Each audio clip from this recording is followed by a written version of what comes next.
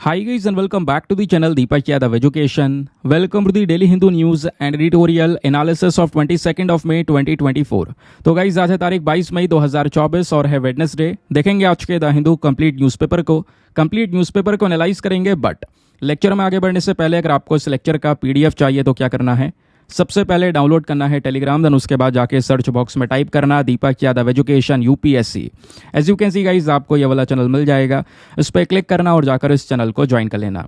यहाँ से आप डेली बेसिस पे सभी लेक्चर्स के पीडीएफ को डाउनलोड कर पाओगे। नाउ हमेशा की तरह हम लोग अपने लेक्चर को एक मैप के क्वेश्चन के साथ स्टार्ट करेंगे। तो आज आप सभी को मैप में जाकर देखना है, ईरान को बहुत ही ज़्यादा न्यूज़ में है तो उसको अच्छे से मैप में देखना, देन उसके बाद आकर नीचे कॉमेंट सेक्शन में टाइप करना, जिससे कि आप लोग इसको लंबे समय तक याद रख पाओगे। साथ ही साथ एक क्वेश्चन सॉल्व करेंगे जो कि यूपीएससी बेस्ड पैटर्न पर रेडी किया गया है। हाल ही में गंगावरम पोर्ट न्यूज़ में था, तो आप लोगों ने बताना है कि गंगावरम पोर्ट कहाँ पर लोकेटेड है। Option number A Andhra Pradesh, B Karnataka, C Odisha या फिर डी महाराष्ट्र। तो इसका सही आंसर सभी को नीचे कमेंट सेक्शन में देना है, एटलीस्ट सभी को उसमें पार्टिसिपेट करना है, जैसे मैं आप लोगों से डेली बेसिस पे बोलता हूँ। बाय द वे इसका जो करेक्ट आंसर है वो मैंने आपको टेलीग्राम पर प्रोवाइड करवा दिया है, वहाँ से भी आप इसको चेकआउट कर सकते हो। और अगर वहाँ पर आंसर नहीं मिलता है तो भी कोई परेशान होने की ज़रूरत नहीं है, क्योंकि वीडियो के लास्ट में इसके करेक्ट आंसर का डिस्कशन हम लोग करेंगे। तो चलो शुभारंभ करते हैं और चलते हैं आज के इंडेक्स के ऊपर। आज न्यूज़पेपर में क्या क्या चीज़ें हैं जो एग्जाम के लिए बहुत ज़्यादा इंपॉर्टेंट हैं। सबसे पहले तो दोस्तों थंबनेल वाले आर्टिकल की हम बात करने वाले हैं। अभी द हिंदू के अंदर भी आर्टिकल पब्लिश हुआ, बात हो रहा है भारत के नए शू साइजिंग सिस्टम के बारे में। अभी दोस्तों होता क्या है, अगर आप शूज़ परचेज करते हो तो उसके पीछे एक नंबरिंग होती है ना भाई, कितने नंबर का जो शूज़ है वो मुझे आता है, आपको पता होगा 8 नंबर, 9 नंबर, 10 नंबर। इस तरीके से जो पूरा नंबर सिस्टम है ये अमेरिका का दोस्तों पूरा सिस्टम हम लोग आज के समय पर फॉलो करते हैं, या यूके का सिस्टम फॉलो करते हैं। तो इन सब सिस्टम को हटाकर हम एक नया शू साइजिंग सिस्टम लेकर आ रहे हैं जो कि भारत का खुद का होगा, और इस सिस्टम का नाम है भा। ठीक है, भा रिप्रेजेंट करता है भारत को। तो इस पूरे शू साइजिंग सिस्टम के बारे में काफ़ी डिटेल से डिस्कशन करेंगे। अभी रिसेंटली एक सर्वे हुआ था, सर्वे में क्या पता चला, क्या रिकमेंडेशन है, ऐसा हम क्यों कर रहे हैं, वो भी जानने की कोशिश करेंगे। देन अगला आर्टिकल भी इंपॉर्टेंट है, जीएस पेपर नंबर 3 एनवायरमेंट के पॉइंट ऑफ व्यू से, पेज नंबर 12 पर है। ठीक है, पेज नंबर यार मैच कर लेना, शायद ये टैग आज मुझसे गलत लग गया है, तो डेली एडिशन आज मैंने यूज़ किया हुआ है। यहाँ पर बात हो रही है कि मुंबई एयरपोर्ट के पास में होता क्या है, एक फ़्लाइट की वजह से फ्लैमिंगोज़ का पूरा एक ग्रुप सीधा टकराया, उसमें 30 फ्लैमिंगोज़ की जान चली गई। कल का बहुत ज़्यादा वायरल आर्टिकल है, पूरे दिन दोस्तों इसको लेकर खबरें चल रही थी। तो यहाँ पे थोड़ा सा डिस्कशन करेंगे, थोड़ा सा फ्लेमिंगोज़ के बारे में भी जानेंगे। एक इंपॉर्टेंट टॉपिक है, ये वाला फोटो आपने देखा होगा सोशल मीडिया प्लेटफॉर्म पर, कल बहुत ज़्यादा वायरल था। आगे आते हैं पेज नंबर 12 पर एक और आर्टिकल प्रेजेंट है। हाँ, ये वाला जो आर्टिकल है ये भी पेज नंबर 12 पर ही है, लेकिन इसको आप एनवायरमेंट के सेक्शन से लिंक करोगे। और अब जो हम अभी डिस्कस कर रहे हैं ये भी पेज नंबर 12 पर है, लेकिन इसको GS paper number 3 defence and security वाले पॉइंट ऑफ व्यू से लिंक करेंगे। दोस्तों बात यहाँ पर क्या हो रही है, जो हमारे सीडीएस हैं, चीफ ऑफ डिफेंस स्टाफ, उनका स्टेटमेंट है थिएटर कमांड को लेकर कि जो थिएटर कमांड है ये बहुत ही ज़्यादा ज़रूरी है आज के समय पर हमारे लिए, जो कि क्या करेगा, हमारे लिए एक इंटीग्रेटेड थिएटर को क्रिएट करेगा, जहां पे हमारी आर्मी, नेवी, एयरफोर्स तीनों साथ में मिलकर यहाँ पे वर्क कर सकेंगे, इनके बीच में कोऑपरेशन और मजबूत होगा। तो क्या है पूरा कॉन्टेक्स्ट थिएटर कमांड के बारे में हर एक डिटेल डिस्कस करेंगे, आज का सुपर इंपॉर्टेंट टॉपिक है ये। फिर पेज नंबर 15 पर एक आर्टिकल प्रेजेंट है, इकोनॉमी के पॉइंट ऑफ व्यू से लिंक करेंगे। जो हमारी जीडीपी ग्रोथ है वो 6.7% तक देखने को मिली Q4 में, ये बात ICRA ने बोली है। ये टॉपिक एक ऐसा टॉपिक है जहां से क्वेश्चंस बन सकते हैं। यूपीएससी एक क्वेश्चन पूछ चुका है और वो काफ़ी छिपा हुआ क्वेश्चन है, तो इसको समझेंगे आखिरकार क्या है पूरा मैटर। देन एक और आर्टिकल है दोस्तों, जो हमारा सीरम इंस्टीट्यूट ऑफ इंडिया है, उन्होंने मलेरिया वैक्सीन जो कि R21 मैट्रिक्स M है, सबसे पहली वैक्सीन जो मलेरिया को ठीक कर सकती है। तो दोस्तों ये मलेरिया वैक्सीन को अभी अफ्रीका में भेजने के लिए बात की गई है। तो अफ्रीका में यहाँ पर इसके शिपमेंट्स भेजे जा रहे हैं, शुरू किया जा रहा है मामला, तो इसके बारे में डिस्कशन करेंगे, इस वैक्सीन के बारे में भी जानेंगे, इंटरेस्टिंग है ये। फिर पेज नंबर 6 पर आपका एडिटोरियल सेक्शन देखने को मिलेगा। एडिटोरियल में इकलौता एडिटोरियल इंपॉर्टेंट है, पॉलिटी के पॉइंट ऑफ व्यू से बात हो रही है। यहाँ पर राइटर डिस्कस करते हैं क्लाइमेट चेंज के बारे में, कि जो इंडियन पॉलिटिक्स हैं, इलेक्शन चल रहे हैं, पॉलिटिकल पार्टीज अपना लगातार प्रचार कर रही हैं, एडवर्टीजमेंट चल रहे हैं, मैनिफेस्टोज आए, लेकिन किसी ने भी क्लाइमेट चेंज की बात नहीं की, जो कि एक मेन मुद्दा होना चाहिए था। तो क्या है पूरा मैटर, क्या है राइटर के पॉइंट ऑफ व्यूज, इसको भी डिस्कस करेंगे। तो चलिए शुरुआत करते हैं और सबसे पहले आते हैं अपने थंबनेल वाले टॉपिक पर। तो क्या है ये भा सिस्टम? भारत का अपना शू साइज सिस्टम। अभी जैसे दोस्तों मैंने आपको बताया, अगर आपको शूज़ परचेज करने होते हैं तो आपको अपना नंबर पता होगा, कौन से नंबर का शूज़ मेरे को आता है। 8 नंबर, 9 नंबर, 10 नंबर, 7 नंबर, जो भी हो यहाँ पर इस तरीके से ये साइजिंग सिस्टम दोस्तों चलता है। आप ऑनलाइन भी परचेज करते हो तो वहाँ पर भी आप देखते होंगे आगे यूके यूएस लिखा हुआ होता है ना? क्योंकि ये जो नंबर जो पूरा सिस्टम है दोस्तों, ये यूके की देन है। ये वो लोग यहाँ पर इंट्रोड्यूस करके गए थे। अब जो है इंडिया अपना खुद का भाषू साइजिंग सिस्टम को यहाँ पर इंट्रोड्यूस कर रहा है। एक ऐसा नया सिस्टम जो कि क्या करेगा, इंडियंस के जो फुट शेप्स हैं, उनके जो साइज़ हैं, अलग अलग साइज़ हमको देखने को मिलते हैं, उनके हिसाब से दोस्तों एक परफेक्ट फिटिंग वाले यहाँ पर जो शूज़ उनको प्रोवाइड करवाएगा। मैं आपको बता दूं, अभी पिछले महीने की बात है, अप्रैल में भी ये आर्टिकल न्यूज़ में था। 22 अप्रैल को आप देख पाओगे, इंडियन एक्सप्रेस ने इसके बारे में डिटेल्स पब्लिश की थी कि एक जो सर्वे है वो क्यों हमें एक नया फुटवेयर शू साइजिंग सिस्टम के लिए रिकमेंडेशन देता है। चलिए, आर्टिकल तो हमने बहुत देखे कि द हिंदू भी है, इंडियन एक्सप्रेस भी है, हर जगह पर कवरेज हो रहा है। अब आते हैं कुछ डिटेलिंग्स पे। क्वेश्चंस भी बन सकते हैं, यहाँ से पूछा जा सकता है, हाल ही में बाहर न्यूज़ में था, बताइए क्या है ये। तो याद रखना, ये एक इंडिया का नया शू साइजिंग सिस्टम है जिसको हम ला रहे हैं। ठीक है, अब ये क्वेश्चन है, जो ये भा है ये किस चीज़ को रिप्रेजेंट करता है? भारत को रिप्रेजेंट करता है। ठीक है, इसमें हम क्या करेंगे, इंडिया में जो फुटवेयर है उसकी मैन्युफैक्चरिंग को यहाँ पर बढ़ाएंगे। अब जैसे जैसे मैंने बोला, अभी यूके यानी यूरोपियन सिस्टम या यूएस का साइजिंग सिस्टम चलता है, उन सब सिस्टम्स को हम रिप्लेस करने वाले हैं। क्यों? क्योंकि बहुत सारे इंडियंस के दोस्तों यहाँ पर जो आपको पैर देखने को मिलेंगे वो ज़्यादा बड़े हैं। जो फुट होता है इंडियंस का साइज़ में वो ज़्यादा बड़ा है वेस्टर्न कंट्रीज के कंपैरिजन में। तो उनको कई बार यहाँ पर एक्स्ट्रा लॉन्ग जो शूज़ हैं वो पहनने पड़ जाते हैं, जो सही से फिट नहीं हो पाते, या कभी कभी बहुत टाइट पहनने पड़ जाते हैं, उनके नाप का यहाँ पे शूज़ नहीं मिल पा रहा है। तो क्योंकि यही कुछ नंबरिंग सिस्टम के हिसाब से शूज़ आते हैं, इसके अलावा तो कोई मैटर कोई या फिर कोई और चीज़ हम चलाते नहीं हैं, अपने पास कोई सिस्टम हमारे पास नहीं है। तो अब हम अपने हिसाब से नया सिस्टम डेवलप करेंगे, नया शू साइजिंग सिस्टम लेकर आएंगे, जिसके बेसिस पर जो इंडियंस हैं स्पेशली, उनके हर एक फुट का जो साइज़ है, क्योंकि किसी का बहुत बड़ा साइज़ है, किसी का बहुत छोटा साइज़ है ना, तो उनके हिसाब से चीज़ों को बनाया जाएगा। ये एक मेन पर्पज़ है। ठीक है, कि भाई प्रॉपर तरीके से साइजिंग लेकर आना। अब इसको लेकर एक सर्वे किया गया। अब जो सर्वे हुआ, सर्वे में कुछ इंपॉर्टेंट बातें पता चली। सर्वे से पहले यहाँ पर यह देखने को मिलता था कि जो नॉर्थ ईस्ट इंडिया से आने वाले इंसान हैं, ठीक है, मतलब नॉर्थ ईस्ट इंडिया अपना पूरा हिस्सा है भारत का, एक इंपॉर्टेंट पार्ट है इंडिया का। तो अगर हम उस वाले पार्ट को देखें, वहाँ पे जो लोग हैं, तो एवरेज बेसिस पे उनका जो फीट का साइज़ है, पैर का साइज़ है, वो थोड़ा सा छोटा है as compare to the rest of India. ये हमको पता चला। लेकिन जब सर्वे रियलिटी में कंडक्ट किया गया, दिसंबर 2021 से लेकर मार्च 2022 के बीच में जब सर्वे हुआ, तो इस सर्वे में कुछ लोगों को तो कवर किया हो गया होगा। 1,01,880 पीपल्स को यहाँ पर दोस्तों इस पूरे सर्वे में कवर किया गया। अलग अलग 79 लोकेशंस, जो हमारे 5 अलग अलग जोग्राफिक जोन है, उन सभी जगह से इन लोगों से कुछ डेटा लिया गया। 3D फुट स्कैनिंग मशीन्स यहाँ पे जगह जगह पर लगा दी गई थी, ताकि लोगों के पैर का जो साइज़ है उसको हम अच्छी तरीके से समझ सकें। ठीक है, और पता ये चला कि एवरेज इंडियन वेमेन जो हैं, इंडियन वेमेन की बात कर रहे हैं पहले, महिलाओं का जो पैर का साइज़ अपने पीक पर होता है वो लगभग कह सकते हो कि 11 साल की एज में हमको देखने को मिलता है। और इंडियन मैन का जो यहाँ पर पैर का साइज़ पीक पर होता है वो 15 से लेकर 16 ईयर्स के बीच में होता है, 15 से 16 साल के बीच में। वो बेसिकली यहाँ पर एक पीक साइज़ है, उसके बाद ज़्यादा ग्रोथ होती नहीं है, ऐसा कुछ यहाँ पर अनुमान लगा के बताया जा रहा है। तो इंडियंस फीट जो हैं, भारत में जो लोगों के पैर के साइज़ हैं वो थोड़े से वाइडर हैं, थोड़े से चौड़े हैं as compare to the Europeans and American के लोग। ये बात यहाँ पे बताई गई। तो थोड़ा सा साइज़ का डिफरेंस है। और शूज़ बन किस सिस्टम पे रहे हैं? यूरोप और अमेरिका के बेसिस पर बन रहे हैं। भाई उनके ही तो सिस्टम आप अपना रहे हैं, वही तो नंबर सिस्टम चल रहा है, वही साइजिंग सिस्टम चल रहा है। और यहाँ पे अगर देखा जाए तो लोगों के जो पैर हैं वो थोड़े से ज़्यादा बड़े हैं, ज़्यादा से चौड़े हैं। तो यहीं पर दिक्कत हो जाती है। कई बार हमें थोड़ा बड़े साइज़ का शूज़ खरीदना पड़ जाता है। एक इंसान का जो जूता है वो थोड़ा सा बड़े साइज़ का आता है, क्योंकि उससे छोटा ले रहे हैं तो बहुत ज़्यादा टाइट हो रहा है, उसके बाद थोड़ा सा बड़ा ही लेना पड़ रहा है, एक नंबर बड़ा लेना पड़ रहा है। क्यों? क्योंकि हमारे पास में प्रॉपर अपना खुद का सिस्टम नहीं है जो हमारे इंडियंस का एवरेज फीट साइज़ के हिसाब से यहाँ पर बनाया हो। ये बाहर वाला सिस्टम है, समझ गए? अब क्वेश्चन यहाँ पर यह आता है कि अभी तक तो ऐसा नहीं हुआ, पहली बार ऐसा हो रहा है कि अब हमें इंडियन शू साइजिंग सिस्टम की एक ज़रूरत महसूस हो रही है। ऐसा क्यों? ऐसा इसलिए दोस्तों क्योंकि अब हर एक चीज़ में हम आत्मनिर्भर बनने की कोशिश कर रहे हैं, है ना। चाहे वो डिफेंस सेक्टर हो, चाहे वो और भी वेरियस सेक्टर हो, चाहे वो मैन्युफैक्चरिंग सेक्टर हो, चाहे सेमीकंडक्टर का सेक्टर हो, बहुत सारी चीज़ें हैं जहाँ पर हम सेल्फ रिलायंट बनने की कोशिश कर रहे हैं। बड़ी बड़ी स्कीम्स यहाँ पे हम लोगों ने इंट्रोड्यूस की हैं।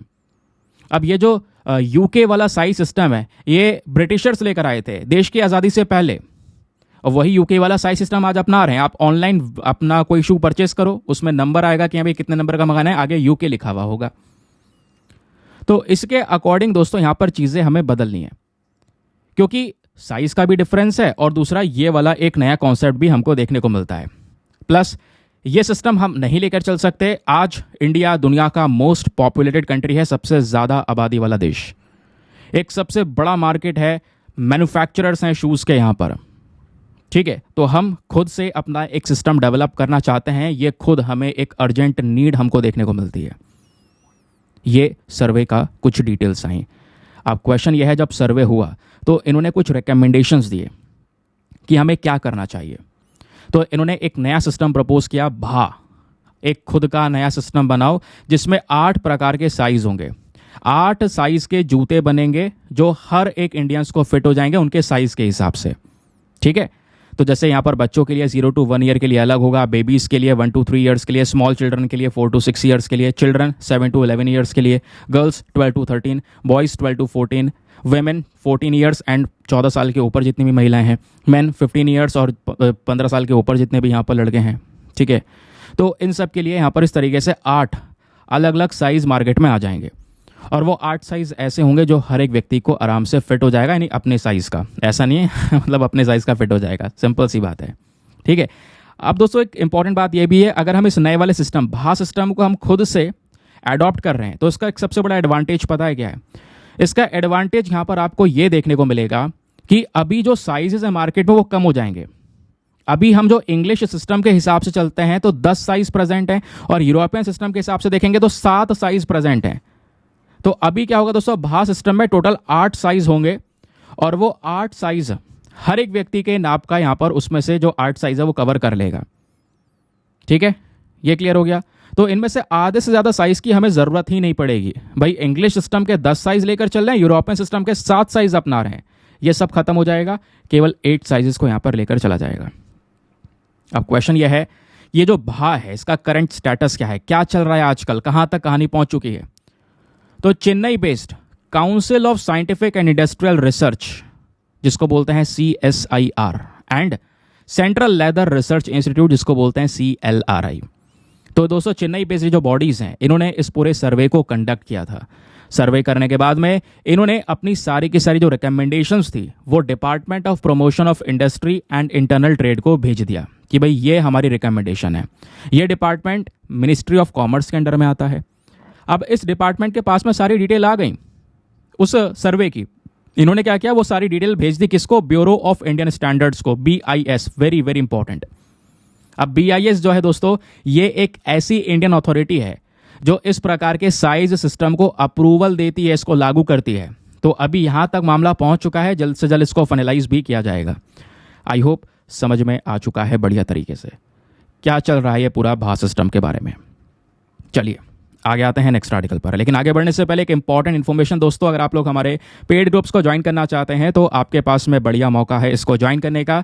यहाँ पर डेली बेसिस पे करंट नोट्स के PDF वगैरह प्रोवाइड करवाए जाते हैं। फॉर एग्जाम्पल जैसे आपने देखा ये आर्टिकल है ना, ऐसे आपको बहुत सारे आर्टिकल मिलेंगे, उनके पीछे बैकग्राउंड डेटा मिलेगा, तो उनके प्रॉपर नोट्स दोस्तों आपको एक PDF में कंपाइल करके डेली बेसिस पे दे जाते हैं। ऐसा PDF जिसका प्रिंट आउट वगैरह निकलवा सकते हो, हिंदी इंग्लिश दोनों भाषाओं में होता है। इस ग्रुप में सारा कंटेंट सिक्योर रहेगा। इधर उधर PDFs डाउनलोड करके सीक्वेंस में लगाना, मैनेज करना बहुत डिफिकल्ट होता है, स्टोरेज के इशूज़ होते हैं, वो सारे इशूज़ आपके खत्म हो जाएंगे केवल इस ग्रुप को ज्वाइन करने से।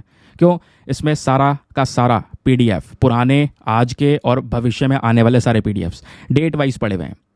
तो किसी भी तारीख का PDF उठाओ, डाउनलोड करो, पढ़ो, डिलीट करो, अनलिमिटेड ऑप्शंस आपके पास में अवेलेबल हैं। ग्रुप को ज्वाइन करने का जो फी पेमेंट है वो भी बहुत मिनिमम है, just $499 for the life time access, या जब तक आपका सिलेक्शन ना हो जाए तब तक आप $499 में ग्रुप को ज्वाइन करके रख सकते हैं। ग्रुप को ज्वाइन करने के लिए क्या करना होगा, व्हाट्सएप पर जाना दोस्तों। यहाँ पर आपको एक नंबर दिया गया है 8534873368। इस नंबर पर मैसेज कर देना कि हाँ I want to join this group. वहाँ पे आपको रिप्लाई मिलेगा, पेमेंट का प्रोसेस दिया जाएगा और पेमेंट के प्रोसेस से ज़्यादा इंपॉर्टेंट आपको डेमो वीडियो का लिंक भी दिया जाएगा। आप पूरे डेमो वीडियो को चेक कीजिएगा कि हाँ मुझे किस तरीके से फ़ायदे हो सकते हैं, फिर अपना आपको सेटिस्फाई करने के बाद में जाकर ये इन्वेस्टमेंट आप कर सकते हैं। ठीक है, बाकी मेक श्योर क्या करो यार, वीडियो पे जो लाइक का बटन है उसको प्रेस कर दिया करो। 5000 लाइक्स का डेली बेसिस पे टारगेट होता है, उसको आप अचीव करवा सकते हैं। अब आते हैं आप लोग अपने सेकंड वाले आर्टिकल पर।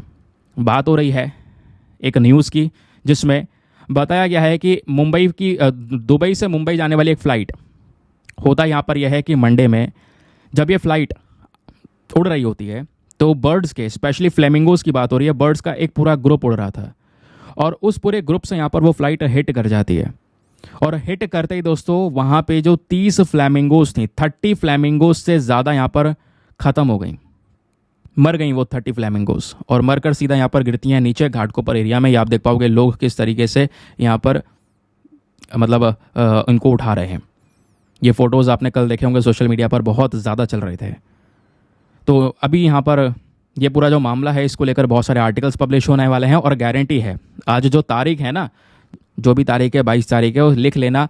आने वाले समय पर 1-2 दिनों में कोई ना कोई एडिटोरियल भी आएगा, राइटर एक ना एक एडिटोरियल लिखने वाला है इस टॉपिक को लेकर। तो एक इम्पॉर्टेंट टॉपिक होगा आने वाले समय के लिए। लेकिन यहाँ पे दोस्तों डेफिनेटली एक सैड न्यूज़ तो है ये। एक तरफ हम एनवायरमेंट बायोडाइवर्सिटी की प्रोटेक्शन की बात कर रहे हैं, दूसरी तरफ इस प्रकार के जो सीन्स हैं ये हमारे सामने आते हैं। ठीक है, अब दूसरी तरफ अगर आपको इस आर्टिकल को डिटेल से पढ़ना है या इसमें हमारे लिए थोड़ी सी जो काम की इन्फॉर्मेशन हो सकती है, स्पेशली यहाँ पर लोग जो ज़्यादातर आए हैं इस वीडियो को देखने के लिए, उनका मेन पर्पस क्या है, एग्ज़ाम को क्रैक करना। तो एग्ज़ाम के लिए अगर कुछ डिटेल्स निकल कर आती हैं तो वो आपके यहाँ पर फ्लैमिंगोज़ के बारे में पता होना चाहिए। क्या होती हैं ये फ्लैमिंगोज़, इनका आयुसन स्टेटस क्या है। तो दोस्तों यहाँ पर फ्लैमिंगोज़ भी 2 प्रकार से हैं, एक ग्रेटर फ्लैमिंगो है, एक लेसर फ्लैमिंगो है। पहले हम थोड़ा सा ग्रेटर फ्लैमिंगो के बारे में बात कर लेते हैं। ग्रेटर फ्लैमिंगो जिसका साइंटिफिक नेम है फोनियोकॉप्टेरस रोसेस, ये गुजरात की स्टेट बर्ड भी है। ये ग्रेटर फ्लैमिंगो इंडिया के साथ साथ मिडिल ईस्ट में यानी Iran, Turkey, Dubai, Oman, Afghanistan में भी पाए जाते हैं। ठीक है, ये फोटो आपको बराबर में दिख रही होगी। ये ग्रेटर फ्लैमिंगो सबसे ज़्यादा कॉमनली आपको देखने को मिलेंगे साउथ और साउथ वेस्ट एशिया वाले पोर्शन में। ठीक है, ज़्यादातर जो लेक है, झील है, लगून्स हैं, उनके अंदर में ये पाए जाते हैं। और ध्यान रखिएगा पूरे दुनिया में फ्लैमिंगोज़ की केवल 6 प्रजातियां हैं और उन 6 में से 2 प्रजातियां इंडिया में पाई जाती हैं, केवल 2। यहीं पर एक इंपॉर्टेंट चीज़ बन जाती है, केवल 2 इंडिया में पाई जाती हैं 6 में से। पहली जो है वो है ग्रेटर फ्लैमिंगो, ये हमने डिस्कस करा। दूसरी जो प्रजाति पाई जाती है वो है लेसर फ्लैमिंगो, यह साइज़ में थोड़ी छोटी होती है ग्रेटर वाले से। लेसर फ्लेमिंगो का यहाँ पर साइंटिफिक नेम है फोनिकोनियस माइनर। ठीक है, ये मतलब अगर आप देखोगे तो जो हमारी ग्रेटर फ्लेमिंगो है स्पेशली वो टॉलर होती हैं, ब्लैक टिप्ड आपको देखने को मिलेगा, पिंक कलर की बीक्स यहाँ पर इनकी होती हैं, ये आप देख पाओगे पिंक कलर की बीक्स हैं, है ना। बाकी कलर इनका बॉडी कलर देखो तो उसमें पिंक और वाइट कलर का थोड़ा मिक्सचर आपको देखने को मिलेगा दोनों ही प्रकार के फ्लेमिंगोज में। दूसरी इंपॉर्टेंट चीज़, चाहे वो ग्रेटर फ्लेमिंगो हो चाहे वो लेसर फ्लेमिंगो हो, दोनों का जो आयुसन स्टेटस है इसको ध्यान रखिएगा। इसको लीस्ट कंसर्न कैटेगरी में कवर किया गया है, यानी कि अच्छी खासी जो पॉपुलेशन आज के समय पर अवेलेबल है। लेकिन अगर इस प्रकार के इंसिडेंट होते रहेंगे जो अभी सामने आ रहा है तो डेफिनेटली पॉपुलेशन खतरे में आ जाएगी। आई होप इसके बारे में चीज़ें समझ में आ चुकी हैं। चलिए आगे आते हैं एक और आर्टिकल पर। पेज नंबर 15 पर ये आर्टिकल प्रेजेंट है। ICRA। ICRA क्या है पहले तो दोस्तों ये जानो। ICRA है एक प्रकार की क्रेडिट रेटिंग एजेंसी या क्रेडिट रेटिंग फर्म। ये बॉडीज़ वो हैं जिनका मेन काम होता है क्रेडिट रेटिंग देना।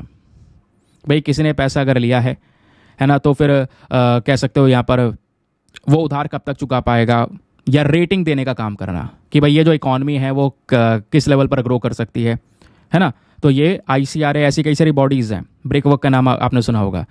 तो ये वो एजेंसीज है जो कि यहाँ पर लगातार रेटिंग देती हैं, भाई इकोनॉमी इस तरीके से ग्रो कर सकती है, उसके क्रेडिट रेट्स को देखते हुए कि भाई कितना उधार है, कितना कर्ज, ऐसे हर एक चीज़ वो देखते हैं। भाई ये कैसे ग्रो करेगी, इतने प्रतिशत से इकोनॉमी ग्रो कर सकती है, ये यहाँ पर इनके कुछ आगे प्रोडिक्शंस देखने को मिलते हैं। तो ICRA ने दोस्तों यहाँ पर बोला था जो GDP है हमारी, जो ग्रॉस डोमेस्टिक प्रोडक्ट है, इसकी जो ग्रोथ है Q4 के अंदर में, वो यहाँ पर 6.7% से होगी जनवरी से मार्च के बीच में। ये चीज़ यहाँ पर इनका एक एक्सपेक्टेशन था, जैसा यहाँ पर इस आर्टिकल में मेंशन किया जा रहा है।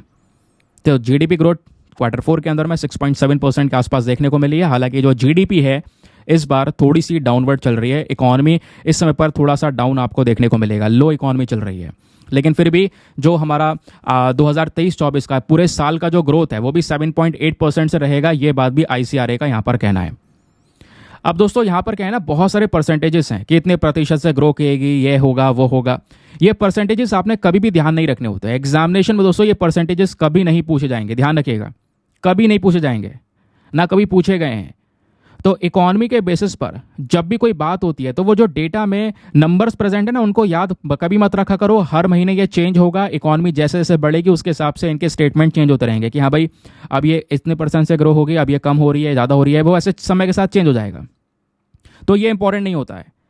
अब इंपॉर्टेंट क्या है, सबसे पहले तो दोस्तों आपको जीडीपी का मतलब पता होना चाहिए। जीडीपी क्या है, ग्रॉस डोमेस्टिक प्रोडक्ट है ना। इसका मतलब क्या है, आपकी जो टोटल इकोनॉमी, टोटल जो प्रोडक्शन यहाँ पर आपके देश में हो रहा है, उसको यहाँ पर हम लोग जीडीपी के तौर पे कंसीडर करते हैं, है ना। अब जीडीपी का एक सिंपल सा फुल फॉर्म आपको मैं पहले ही बता चुका हूँ। वो फुल फॉर्म क्या है, एक सेकंड यहाँ पे लिख देता हूँ, C+I+G+X-M, है ना। याद है ना ये वाला फुल फॉर्म। ये क्या है, कंजम्पशन, एक्सपेंडिचर, ठीक है, consumption, expenditure, consumption, investment, government expenditure और एक्सपोर्ट इंपोर्ट। ये चीज़ें दोस्तों यहाँ पर आपको देखने को मिलती हैं इस पर्टिकुलर फॉर्मूले के अंदर में। समझ गए, इसको ध्यान रखिएगा क्योंकि ये कभी कभी पूछ लिया जाता है। अब जैसे जीडीपी को अगर हम सिंपल से शब्दों में बात करें, मतलब अगर आपको जीडीपी कुछ लिखना हो, हमारे देश के अंदर, हमारी डोमेस्टिकली टेरिटरी के अंदर अगर हम बात करेंगे, इंडिया के अंदर में जो भी गुड्स एंड सर्विसेज का प्रोडक्शन हो रहा है, और वो प्रोडक्शन चाहे बाहर से आए हुए व्यक्ति कर रहे हो, चाहे वो इंडियंस ही क्यों ना कर रहे हो, लेकिन वो प्रोडक्शन हमारे देश में हो रहा है, तो दोस्तों हम उसको जीडीपी में कंसीडर करते हैं। तो अगर सिंपल सा इसका डेफिनेशन लिखना चाहें तो क्या हो सकता है, the total value of goods and services within the boundary of our nation in 1 year is known as the GDP of our nation. Simple सी बात है। इस तरीके से यहाँ पर ग्रॉस डोमेस्टिक प्रोडक्ट का एक डेफिनेशन यहाँ पे लिखा जा सकता है। तो जो भी देश में कंजम्पशन हो रहा है, इन्वेस्टमेंट हो रहा है, गवर्नमेंट एक्सपेंडिचर्स हो रहे हैं, एक्सपोर्ट हो रहा है, इंपोर्ट हो रहा है, इन सब का टोटल निकाल लिया जाएगा। ठीक है, अब टोटल निकाल लिया जाएगा, जो भी यहाँ पर हुआ उसको निकालने के बाद में क्या करेंगे, हम यहाँ पे अपनी जीडीपी को निकाल पाएंगे। तो सिंपल सा ये फॉर्मूला है, इसमें सब मिला दोगे, एक पर्टिकुलर टाइम पीरियड का कंजम्पशन कितना हुआ, इन्वेस्टमेंट कितना हुआ, गवर्नमेंट एक्सपेंडिचर कितने हुए, एक्सपोर्ट हमने कितना किया और इंपोर्ट कितना किया। इंपोर्ट माइनस करना पड़ेगा क्योंकि उसके बदले में पेमेंट किया है। ठीक है, तो जो भी डेटा यहाँ पर निकल कर आएगा आपका, वो सब यहाँ पर आपका जीडीपी हो जाएगा। ठीक है, बात क्लियर हो गई।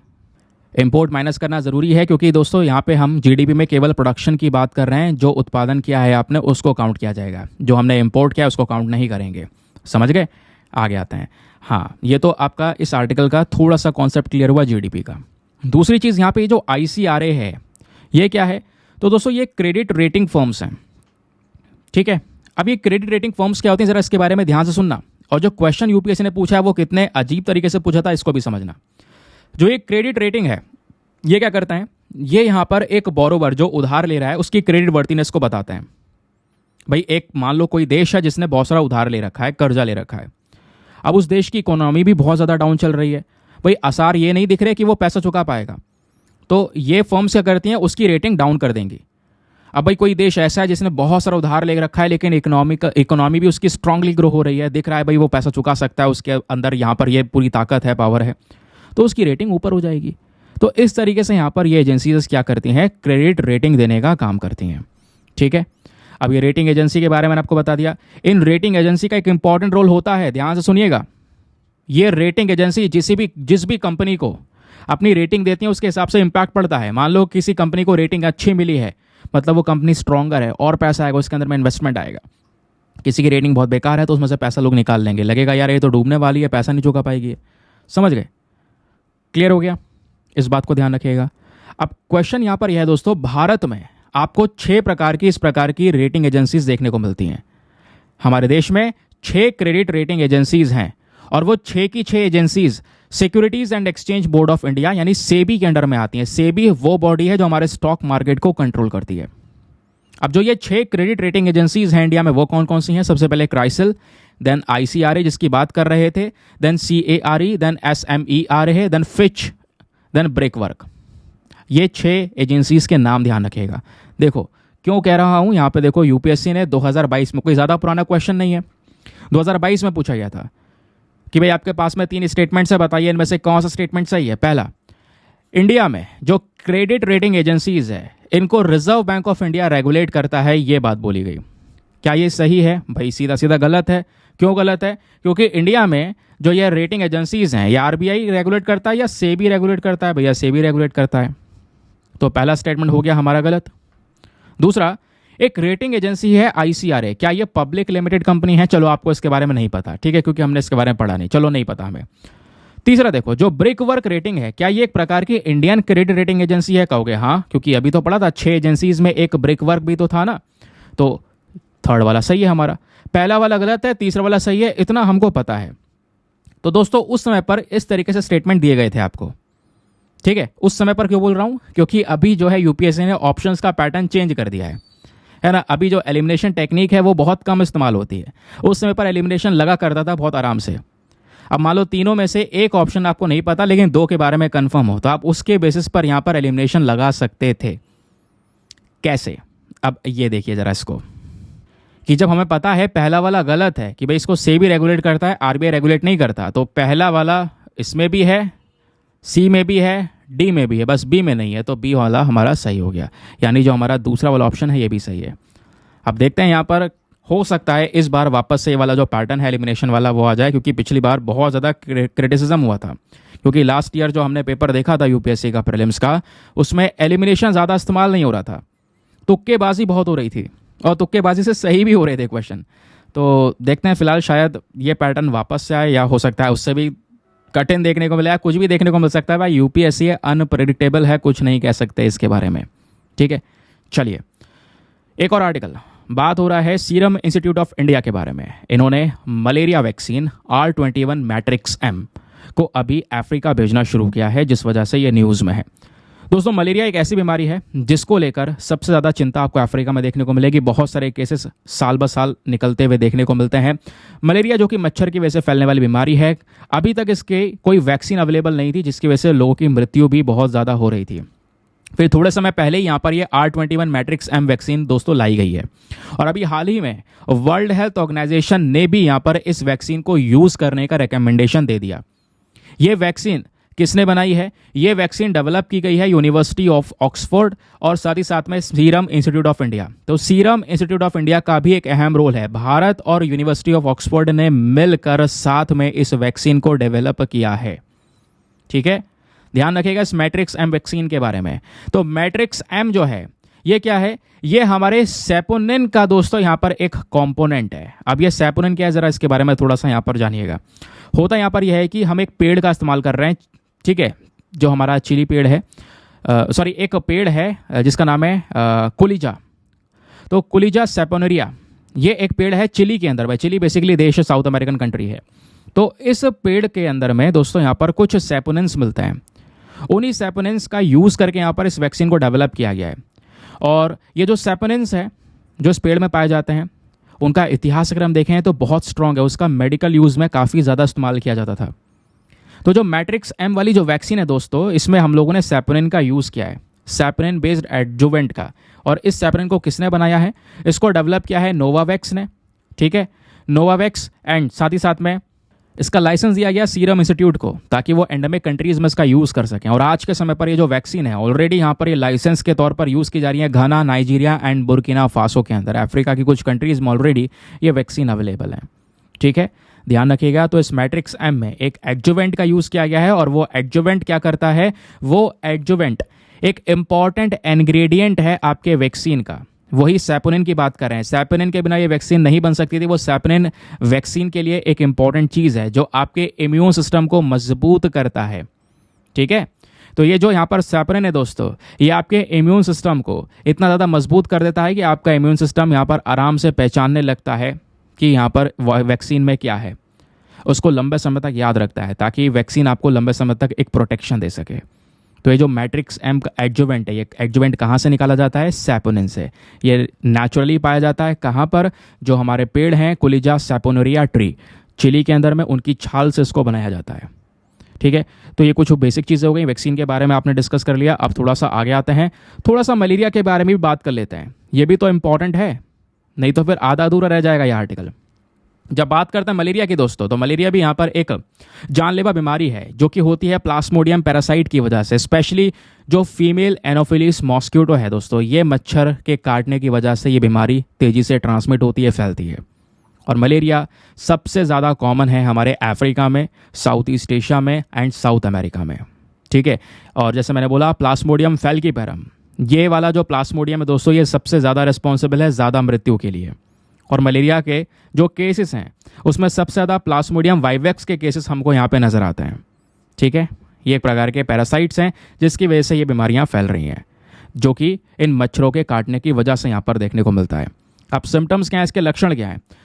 लक्षण में अगर आप देखोगे दोस्तों, तो अगर एक बार ये पैरासाइट इंसान के बॉडी में पहुँच जाए, ये मच्छर के काटने की वजह से ये पैरासाइट बॉडी में पहुँचेगा। जैसे ये पहुँचा, ये हमारे लिवर में जाके मल्टीप्लाई होने लगेगा, धीरे धीरे बढ़ने लगेगा, और बढ़ते बढ़ते हमारे रेड ब्लड सेल्स को, हमारे खून को इन्फेक्ट कर देगा, जिससे बहुत सारे सिम्टम्स, लक्षण डेवलप होने शुरू होंगे। बुखार, ठंड लगना, कांपना, शरीर में दर्द होना, थकान होना, ये सारे सिम्टम्स होंगे दोस्तों।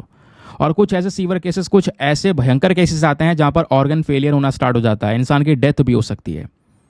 तो अभी तक कोई वैसा वैक्सीन नहीं देखने को मिलता था, बट WHO ने भी अभी यहाँ पर दोस्तों इस जो वैक्सीन है जिसके बारे में हमने बात की है, उसको यहाँ पर एक अप्रूवल दिया हुआ है।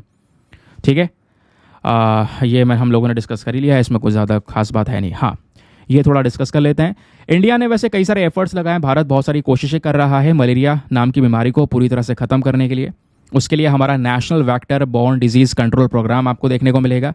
एक बड़ा प्रोग्राम है जिसके तहत जो भी मच्छर से फैलने वाली बीमारियां हैं, चाहे वो मलेरिया हो, जापानीज एन्सेफेलाइटिस हो, डेंगू हो, चिकनगुनिया हो, काला अज़र हो, लिम्फेटिक फ्लेरेसिस हो, इन सभी बीमारी को दोस्तों यहाँ पर ख़त्म करने का यहाँ पर मेन टारगेट है इस प्रोग्राम का। फिर उसके बाद नेशनल मलेरिया कंट्रोल प्रोग्राम 1953 में लॉन्च किया गया था। ऐसे ही दोस्तों यहाँ पर national framework for malaria elimination 2030 तक टारगेट है मलेरिया को पूरी तरह से खत्म करना। High burden to high impact initiative, malaria elimination research alliance. तो इस तरीके के दोस्तों यहाँ पर सारे इनिशिएटिव्स गवर्नमेंट की साइड से लिए गए हैं मलेरिया को पूरी तरह से डिस्ट्रॉय करने के लिए, खत्म करने के लिए। ठीक है, अब चलिए आते हैं एक सबसे इंपॉर्टेंट आर्टिकल के ऊपर में। पेज नंबर 12 पर यह आर्टिकल आपको देखने को मिलेगा। तो जो हमारे आज के CDS हैं, कौन? आज के समय के CDS जो हमारे चीफ ऑफ डिफेंस स्टाफ है, वो कौन है? जनरल अनिल चौहान जी, जिनका फोटो आप यहाँ पर देख पा रहे होंगे इस आर्टिकल में। तो जनरल अनिल चौहान जी ने अभी क्या हुआ, एक लेक्चर दिया न्यू दिल्ली के अंदर में, और उस लेक्चर के अंदर में इन्होंने इंपॉर्टेंस दिया है इंटीग्रेटेड थिएटर कमांड्स को, कि भाई इंटीग्रेटेड थिएटर कमांड्स हमारे पास में होने ज़रूरी हैं, और ये बहुत बड़ा यहाँ पर कह सकते हो एक चेंज लेकर आएंगे, हमारी आर्म्ड फोर्सेस को बहुत ज़्यादा स्ट्रॉन्ग करेंगे। क्वेश्चन ये है कि ये इंटीग्रेटेड थिएटर कमांड है क्या? हाल ही में काफ़ी ज़्यादा न्यूज़ में था। चलिए मैं आपको थोड़ा डिटेल से बताऊंगा, बहुत अच्छे से चीज़ों को सुनते हुए चलना बारीकी से। इसमें बहुत सारी इंपॉर्टेंट चीज़ें हैं जो आपसे प्रीलिम्स, मेंस, इवन इंटरव्यू के अंदर भी पूछी जा सकती हैं। पहला क्वेश्चन, ये थिएटर कमांड है क्या? अब दोस्तों पहले उसको समझने से पहले एक बात समझिएगा, जैसे आज जो है हमारे पास में जो कमांड्स हैं वो अलग अलग हैं। एयरफोर्स की कमांड अलग अलग है, एयरफोर्स अलग काम कर रही है, आर्मी अलग काम कर रही है, और नेवी अलग काम कर रही है। कहीं पर कोई इंसिडेंट हुआ है तो पहले मान लो आर्मी पहुंची, अब ज़रूरत है नेवी को तो नेवी को बाद में बुलाया गया, वो थोड़े लेट पहुंचे, तो इस तरीके का मामला ये चल रहा है ना। हमारा मेन मकसद है कि इन तीनों को एक ही थिएटर कमांड में लेकर आ जाना। आर्मी, एयरफोर्स, नेवी, तीनों की यहाँ पर कमांड्स, तीनों का अलग अलग थिएटर बनाकर जगह जगह पे डिप्लॉय कर देना। कहीं भी ज़रूरत होगी तीनों तैयार हैं, तीनों एकदम से तैयार है दोस्तों यहाँ पर एक्शन लेने के लिए। वही हमारा मेन पर्पस है इस थिएटर कमांड के पीछे का। अब थिएटर कमांड का मेन मकसद है क्या? मेन मकसद यहाँ पर यह है कि भाई इन सभी को, इन तीनों फोर्सेस को एक सिंगल कमांड के अंदर लिया जाए। एक अलग से व्यक्ति होगा, कमांडर इन चीफ, वो यहाँ पर सीधा एक्शन लेगा और इन तीनों को एक साथ यहाँ पे बोलेगा भैया एक्शन लो।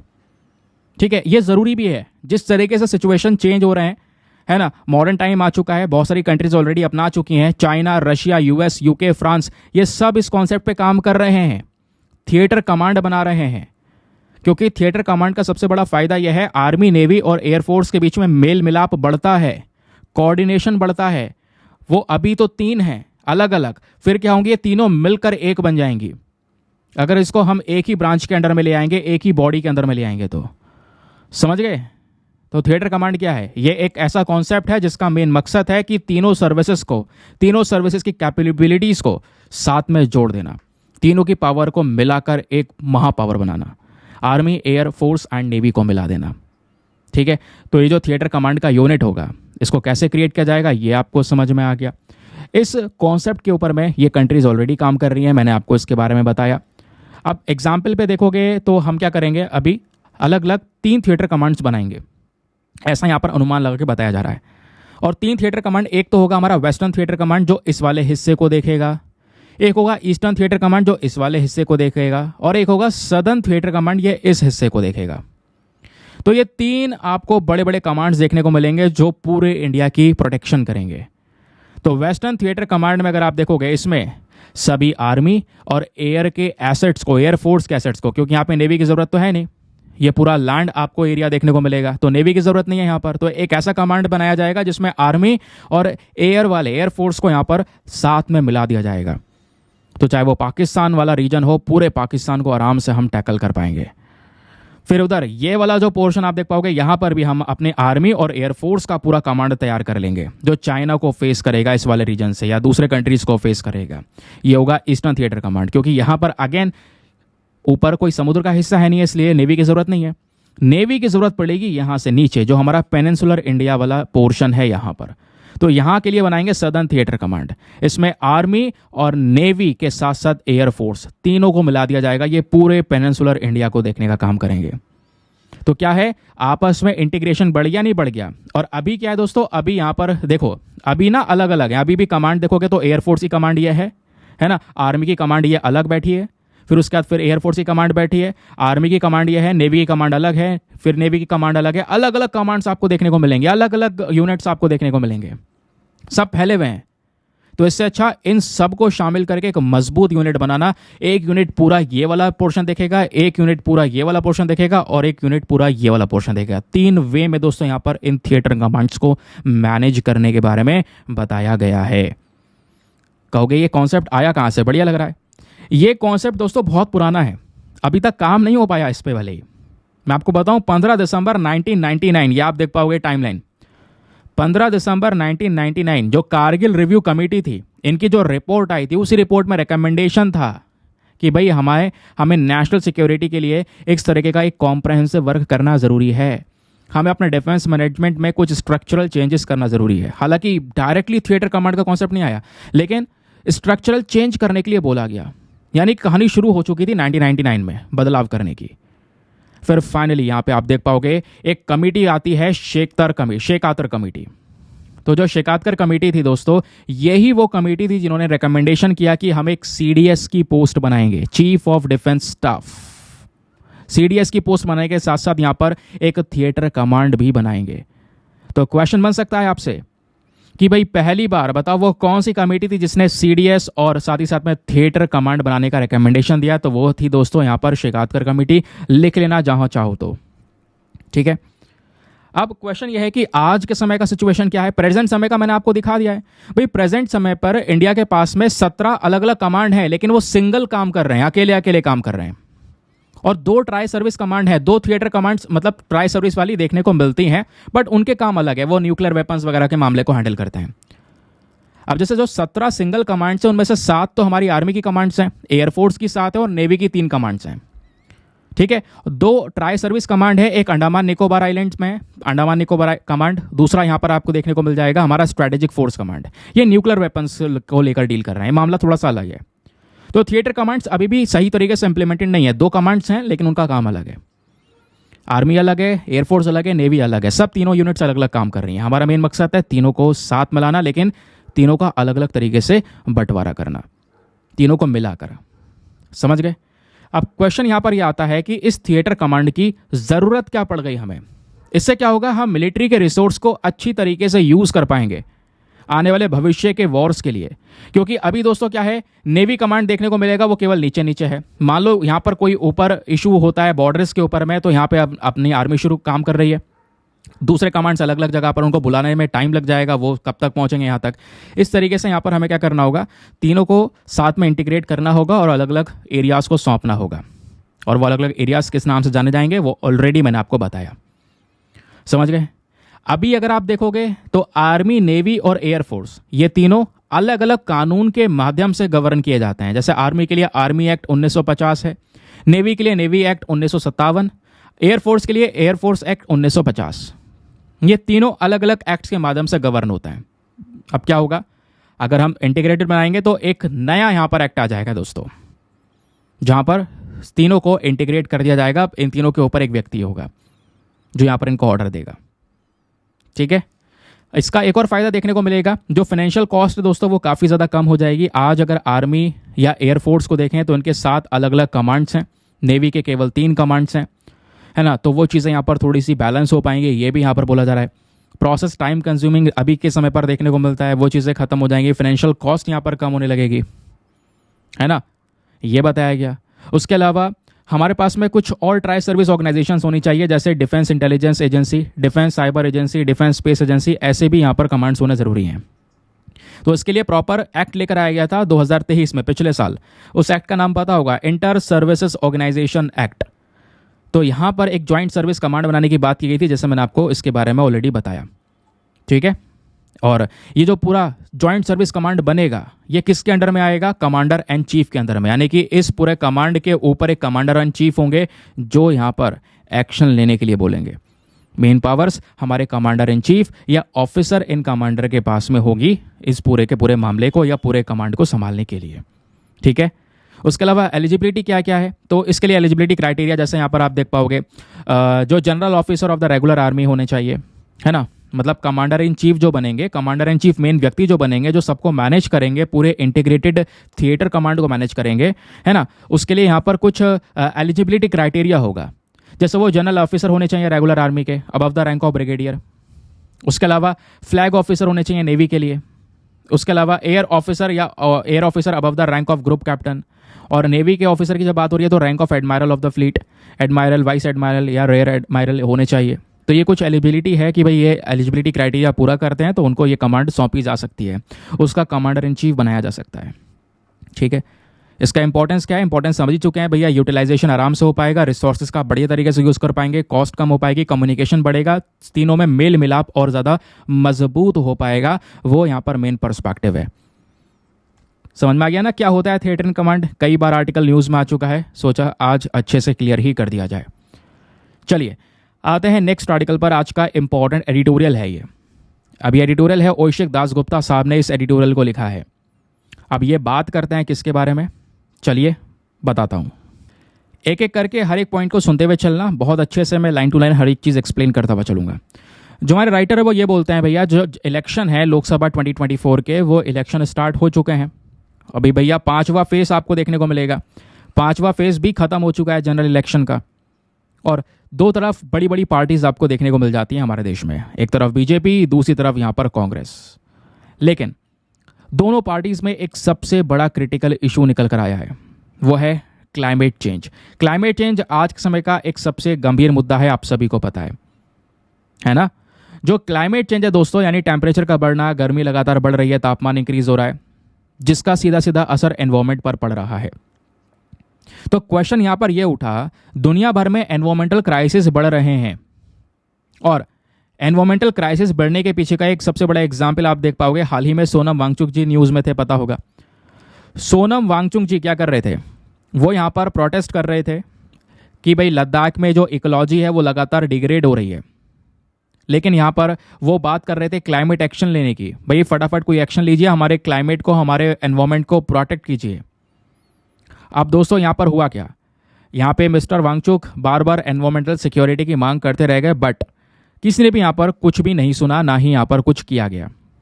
समझ गए, सोशल मीडिया पर काफ़ी वायरल थे, आपको ये पता होगा, बट कोई भी एक्शन नहीं लिया गया। अब जो ये लैक ऑफ रिस्पॉन्स है दोस्तों, ये लैक ऑफ रिस्पॉन्स आने वाले समय पर एनवायरमेंटल इश्यूज को बढ़ावा देगा, नहीं देगा? बिल्कुल देगा। आज अगर हम रिस्पॉन्स नहीं देंगे इन सब चीज़ों को लेकर या कुछ बोलेंगे तक नहीं, तो यहाँ पर आने वाले समय पर प्रॉब्लम्स होंगी। जो एनवायरमेंटल संबंधित इश्यूज़ है दोस्तों, वो यहाँ पर आगे बढ़ते चले जाएंगे। अब सबसे पहले ये बोलते हैं, चाहे बीजेपी हो चाहे कांग्रेस हो, दोनों ही पॉलिटिकल पार्टीज आज के समय पर क्लाइमेट चेंज का जिक्र तक नहीं कर रही हैं अपने इलेक्टोरल प्लेटफॉर्म्स में। ये एक प्रॉब्लम वाली बात है। दोनों ने खूब प्रचार किए, लगातार एडवर्टीजमेंट्स चल रहे हैं, है ना, अभी भी चल रहे हैं, जगह जगह पर, चाहे यूट्यूब हो, सभी जगह पर चल रहा है, मैनिफेस्टोज आपको देखने को मिलेंगे, लेकिन कहीं पर भी आपने क्लाइमेट चेंज का नाम सुना नहीं सुना होगा। वही यहाँ पर राइटर बोलते हैं, भाई एक गंभीर मुद्दा, आज की सबसे बर्निंग प्रॉब्लम, उसी के ऊपर ना ध्यान देके वगैरह वगैरह हर चीज़ के ऊपर हमने ध्यान दिया है। ऐसा क्यों? ऐसा इसलिए क्योंकि दोस्तों यहाँ पर अगर हम क्लाइमेट चेंज की बात करेंगे तो इंडस्ट्रीज़ के ऊपर सीधा इम्पैक्ट पड़ेगा। आज इंडस्ट्रीज़ कोयले के ऊपर पूरी तरह से डिपेंडेंट है, फॉसिल फ्यूल्स के ऊपर डिपेंडेंट है, इंडस्ट्रीज़ लगातार पोल्यूशन कर रही हैं। तो अगर आज वादा कर देंगे इंडस्ट्रीज़ के ऊपर इम्पैक्ट पड़ेगा, ऐसा यहाँ पर आपको देखने को मिल जाता है। ठीक है, अब राइटर बोलता है इंडिया ने बड़े बड़े यहाँ पर अग्रीमेंट्स कर रखे हैं, है ना, बड़े बड़े यहाँ पर जो क्लाइमेट चेंज एग्रीमेंट है वो यहाँ पर कर रखे हैं दुनिया भर के कंट्रीज़ के साथ में, उसको अप्रूवल दे रखा है। बड़े टारगेट सेट कर रखे हैं, 2070 तक हम नेट ज़ीरो एमिशन है वो करेंगे। 2070 के बाद भारत कोई प्रदूषण नहीं करेगा, पोल्यूशन नहीं करेगा। अब क्वेश्चन यहाँ पर यह है कि अगर हम इस तरीके से चलेंगे, कोई क्लाइमेट चेंज की बात ही नहीं कर रहा होगा, तो क्या ये टारगेट्स अचीव कर पाएंगे?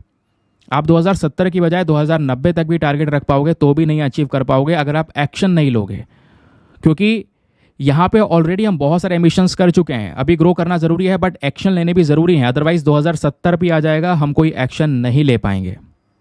समझ गए? तो कोई भी proper detailed climate action plan किसी भी पॉलिटिकल पार्टी के मैनिफेस्टो में नज़र नहीं आया। उन्होंने क्या किया, शॉर्ट टर्म गेन के लिए फ्रीबीज और ये वगैरह वगैरह चल रहा है इनका, लेकिन शॉर्ट टर्म गेन की वजह से जो लॉन्ग टर्म एनवायरमेंटल सस्टेनेबिलिटी है दोस्तों, उसको ये लगातार इग्नोर कर रहे हैं। जबकि एनवायरमेंटल सस्टेनेबिलिटी को प्रायोरिटी पे रखना चाहिए था, क्योंकि आने वाली जो फ्यूचर जनरेशन है वो हमारे लिए ज़रूरी है, वही हमारे देश को आगे ग्रो करेगी। उनके लिए एनवायरमेंट शुद्ध होना ज़रूरी है।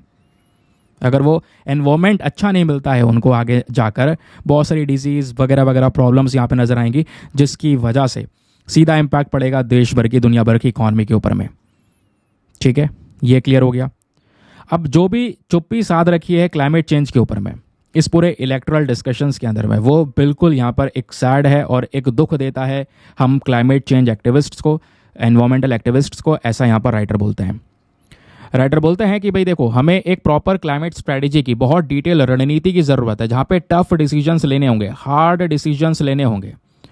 डेफिनेटली जैसे जो कोयला है उसको हमें ख़त्म करना है, और आज इंडस्ट्रीज़ जो है वो कोयले पर ही डिपेंडेंट है, बिजली का उत्पादन भी कोयले पर ही हो रहा है, बट टफ डिसीजंस लेने होंगे। राइटर बोलते हैं चाहे आप टैक्स बढ़ाओ, चाहे प्राइस बढ़ाओ, चाहे कुछ भी करो, लेकिन ये रेगुलेशंस करने ज़रूरी हैं, अदरवाइज हम कुछ भी नहीं देख रहे आगे कि हम कुछ एनवायरमेंट के मामले में कुछ करेंगे। अब राइटर बोलते हैं आज हमारे पास क्या है, ज़रा फटाफट ये देखते हैं। आज हमारे पास में अपना नेशनल एक्शन प्लान है ऑन क्लाइमेट चेंज। अब जो ये पर्टिकुलर प्लान है दोस्तों, ये भी तो अच्छे से काम नहीं कर पा रहा है ना, जहाँ पे हम क्लाइमेट चेंज को कंट्रोल करने की बात कर रहे हैं। साल 2023 में बहुत इंपॉर्टेंट पॉलिसी डॉक्यूमेंट्स अगर आप देखोगे, लॉज वगैरह यहाँ पर ये लेकर आए थे जो एनर्जी सेक्टर को कवर कर रहे थे।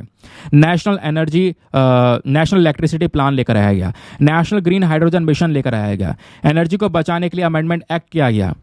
जो भी डॉक्यूमेंट्स, जो भी लॉज आपको देखने को मिलेंगे, सभी इंपॉर्टेंट रोल प्ले करेंगे एनर्जी को शेप करने में। बट क्वेश्चन यहाँ पर यह है क्या वो लागू हो पाएंगे, और दूसरा क्वेश्चन यह है हमें जो नोट भी करना होगा, जो इंडियन लीडरशिप है वो अपना इतना दम दिखा पाएंगी कि कोयले को बंद करवा सके, क्योंकि मेन जो प्रदूषण है वो हमारा कोयला है।